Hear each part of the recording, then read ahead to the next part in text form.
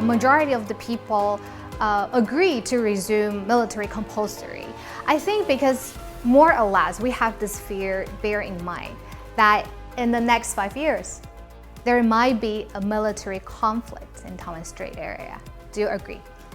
We have been receiving warnings by military experts in the States or even in Europe, suggesting that there will be a possible war in the Taiwan Strait in the near future. But in what time frame? Well, they said about 5 years, 10 years, and so on. But the thing is, we always have to prepare ourselves for the worst case scenario, whether it's happening tomorrow or 5 years from now. But obviously, we are not going to engage in any arms race in the region. We are hoping to maintain a credible deterrence in the Taiwan Strait by strengthening or increasing our deterrence capabilities, by showing the world that we are going to fight to the end of everything. So it's very important to show the will to fight and the capability to fight. Stephen, is a threat imminent? I think China has made it very clear that they want to take over Taiwan. So, it could be any minute, it could be any day. I don't want to predict that it's this year, next year, 5 years. The risk levels. Of course, there are some variety of assessments on the likelihood.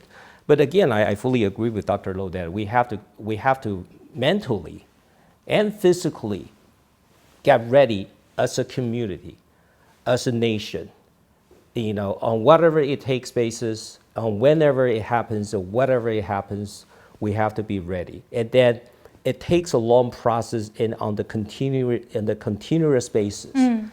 We need to be ready, on every minute.